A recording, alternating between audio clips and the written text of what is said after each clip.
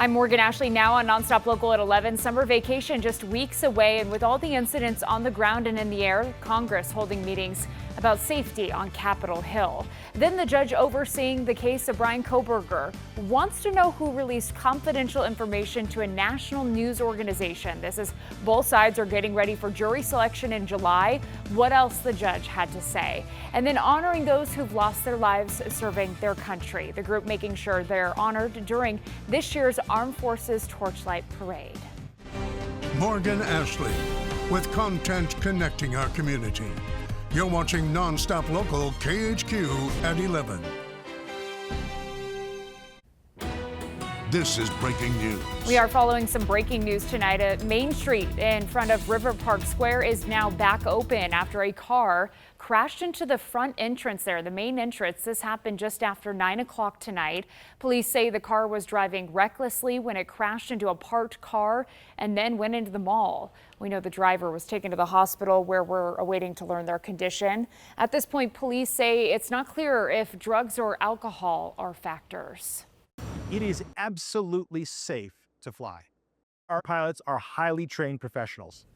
Well, one United Airlines pilot hoping to reassure Americans it is safe to fly despite technical issues at airports nationwide. There were at least 44 deadly aviation crashes in the United States so far this year, killing 151 people. With Memorial Day just 2 weeks away, AAA is expecting more than 3 million Americans to fly during the holiday weekend. It comes as the busy Newark Liberty International Airport experienced its third radar outage, causing delays. The nation's top transportation officials testified in Washington, D.C. today, and the hearings are revealing more details about the safety issues in the sky. Sherelle Hubbard has more. The summer travel season is fast approaching, but damning testimony coming out of Washington Thursday may leave some travelers leery. Reports of a, quote, critical air traffic controller shortage. We're 3,000 short. We've been 3,000 short for some time. An old air traffic control system. The system we currently use, it truly is 25, 35, 40 years old in some places. And a flying public paying the price. We've let it age, and now we're seeing the cracks of that age play out in real time for us. A top FAA official told a Senate committee the agency is considering new restrictions on military helicopter flights near DCA. This nearly 4 months after the deadliest U.S. airline crash in more than a decade between a military helicopter and commercial American Airlines flight on January 29th. Everything's on the table right now in our review to make sure that we keep a safe environment for the vicinity around DCA. The FAA's Franklin McIntosh also promising fixes a day after a shocking revelation about communication systems between the Pentagon and Reagan National Airport. Is it true that the hotline, the direct line between the Pentagon Air Traffic Control and the DCA tower, has been inoperable since March of 2022? Yes, sir, that is correct. Despite challenges, the Transportation Secretary maintains that safety is key and the system is safe. Sherelle Hubbard, Nonstop Local. Well, Secretary Duffy says copper wire has been replaced with fiber at Newark LaGuardia and JFK over the past couple of weeks, but adds it might be a few more weeks before it's ready to use. Well, let's take a live look over downtown Spokane, and it's dry now, but rain making its way in during the overnight hours. Leslie Lowe has a first look at the forecast.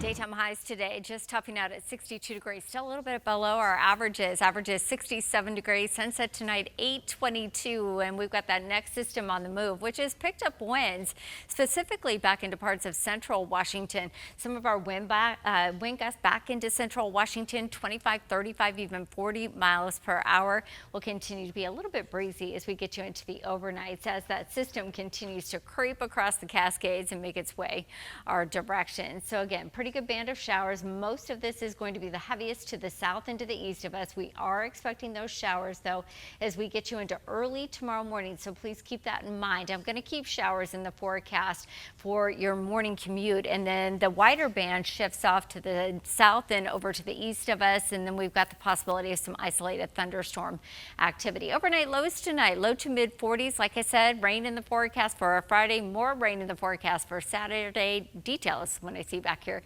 in just a few minutes. Well, the judge in the Bryan Kohberger murder case says someone who is with law enforcement or the prosecution violated the gag order in this case. Judge Stephen Hippler says it stems from last week's reporting by Dateline NBC. He's asking prosecutors to submit a list on camera of all individuals who have access to the information shared during that Dateline episode. He fears it could taint the jury pool. But that's not the only thing they talked about in this last hearing before the trial in August. Here's Steffi Roche. Well, one of the key issues at today's hearing was outlining the plans for jury selection. We learned there will be 20 jurors, 8 of whom will serve as alternates. The names of potential jurors and their faces will not be identified in order to keep their identities private. As far as public access, no outside cameras will be permitted in the courtroom. However, the trial will stream using existing cameras mounted in the courtroom. The defense also presented a filing suggesting the possibility of another perpetrator responsible for the killings. Judge Stephen Hippler asked the defense for further evidence to support their claims. He explained the need for the allegations to be considered in court. The judge also instructed the state to provide a counter-argument. Judge Hippler stated during the group session the victims and Kohberger's families will be present and a small number of public seats will be made available. Judge Hippler stressed to the council they must have no contact with any jurors. I want to stress the importance of no contact with the jurors in any way by you, your staff, your witnesses, anybody affiliated with the case. And so they need to be instructed as to that. So if you happen to see a juror somewhere else in the courthouse or at the grocery store or at the coffee shop, you're not to even engage in pleasantries. Turn tail and run the other way as fast as you can.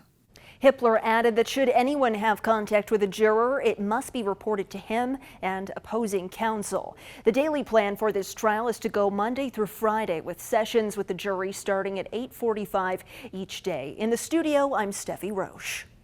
Well, 4 people are under arrest after probation checks in Boundary County. Sheriff's deputies say they found meth, guns, bullets, and marijuana in a crackdown along with Bonners Ferry police. The 4 are now facing a variety of charges, and investigators say even more could be filed.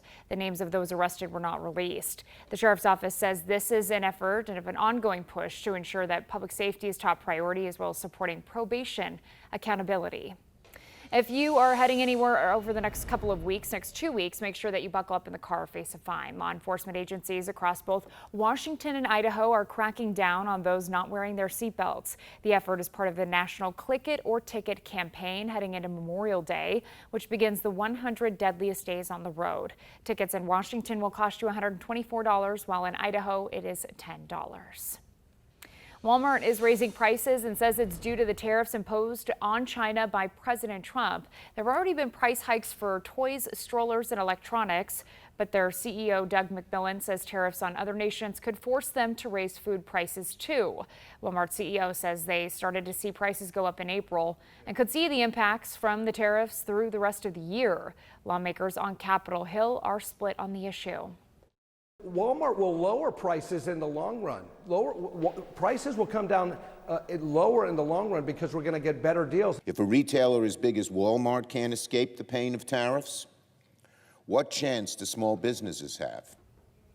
Walmart says some price hikes will begin later on this month. Well, veterans in need of help in North Idaho can get it this weekend. A stand-down event will be held on Saturday at the Kootenai County Fairgrounds. It includes legal services, veterinary care, bike repair, haircuts, dental services, along with connecting vets to medical and counseling by the VA. It runs from 8 a.m. until 1 p.m. and includes breakfast and lunch. You must have a military ID or document to show that you were in the military. High school students looking for a career in law enforcement will get a sneak peek at what it's like on the job. It's part of Law Enforcement Career Day being held by the Spokane County Sheriff's Office. That takes place at the Regional Training Center on West Medical Lake Road. There will be classes, demonstrations, and then panel discussions as well. You do need to register online, and it runs from 9 a.m. to 2 p.m.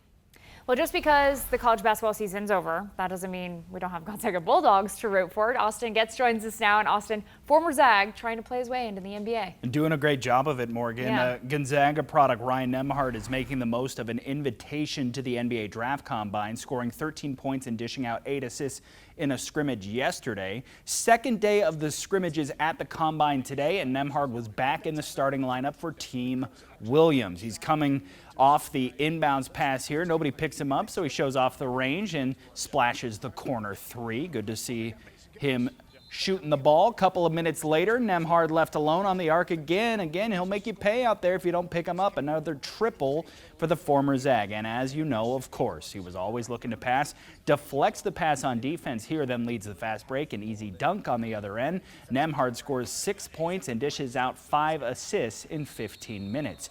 And it was another former Zag making headlines in the association tonight. Julian Strother was huge off the bench for the Denver Nuggets, scoring 15 points in a Game 6 win over Oklahoma City to force a Game 7 in that series. The 15 points is a playoff career high for the second-year player out of Gonzaga.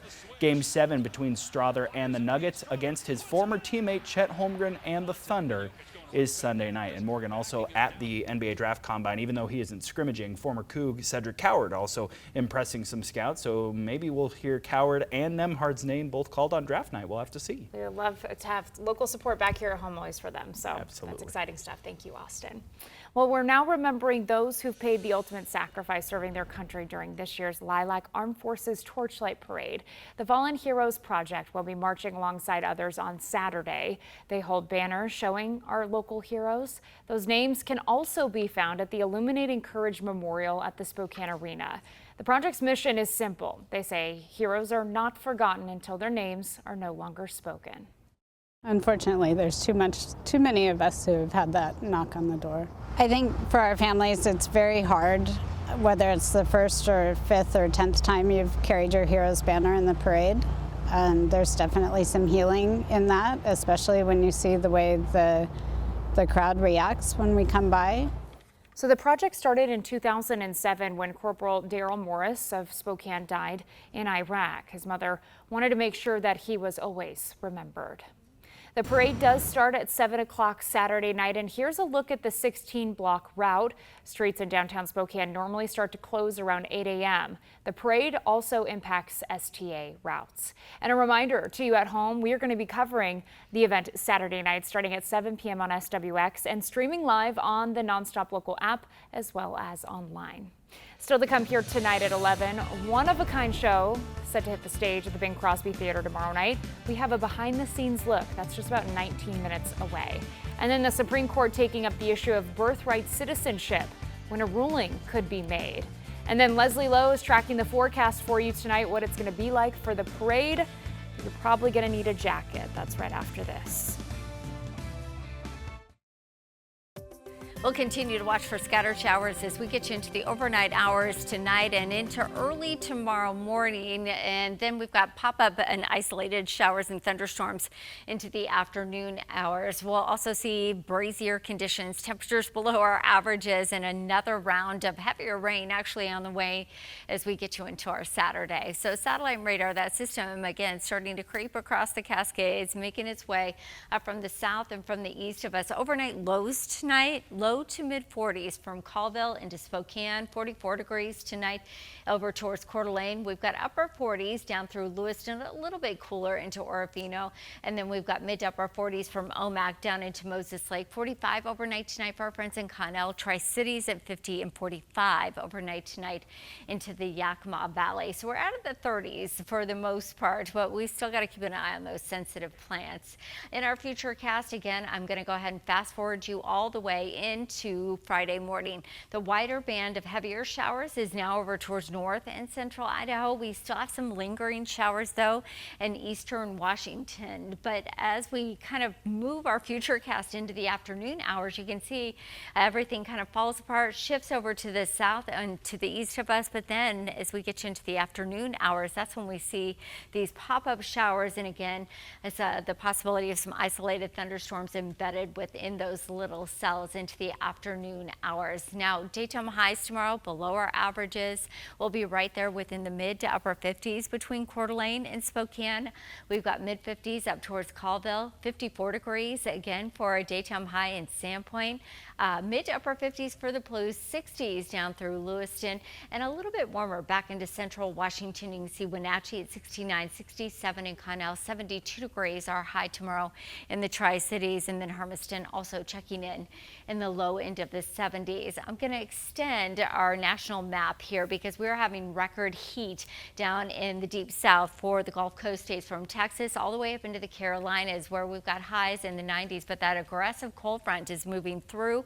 That is producing another day with severe weather for the mid-Atlantic states all the way down into the Midwestern states. So again, if you're traveling, check with your air carrier. So big picture, I'm going to take us into your day on Saturday. We'll stop our futurecast at noon.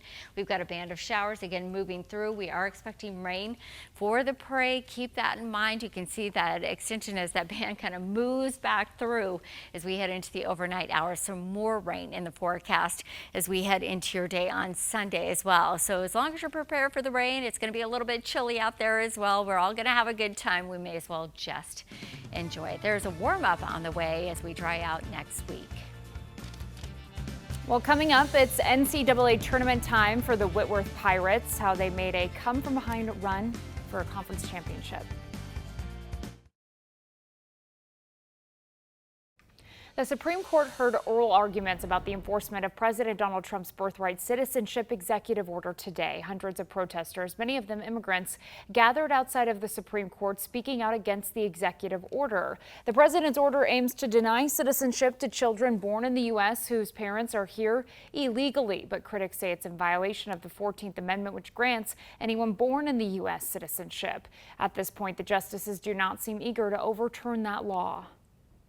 If I were in your shoes, there is no way I'd approach the Supreme Court with this case. As far as I see it, this order violates 4 Supreme Court precedents. The case was fast-tracked to the High Court, and a ruling could come in days or weeks. After the hearing, Washington Attorney General Nick Brown spoke in front of a crowd of protesters. Now, Russian President Vladimir Putin is a no-show at the latest round of peace talks. In fact, Ukraine's President Volodymyr Zelensky says it's an indication he doesn't want to end the war. The high-level talks are taking place in Turkey. While things are up in the air, President Trump says he's leaving the door open for more diplomacy. Experts say Putin's absence also makes it more likely the Europeans will step up their support for Ukraine. Well, it's a one-of-a-kind dance performance show hitting the stage at the Bing Crosby Theater. We're going to take you behind the scenes next. A one-of-a-kind performance featuring original dance and music hits the Bing Crosby Theater. It'll hit Friday night. Photojournalist Michael Barone takes us behind the scenes of this unique show. We've worked with composers in the past, but this was different because they were working on projects inspired by DNA. All of the pieces are so different, and that's something that really excites me. I love variety. Feel a lot of pride, actually. All the pieces are very different, and a lot of the students are finding their own craft, their own voices, and that my students are also getting an opportunity to engage with the arts community in Spokane rather than just being in the classroom. So the piece I choreographed is inspired by jellyfish DNA, ethereal and dangerous and graceful and poisonous, like seemingly contradictory things. That's kind of what it feels like to be a woman, embracing all sides of yourself. And some people are uncomfortable with that when you're embracing your soft side and your strength at the same time.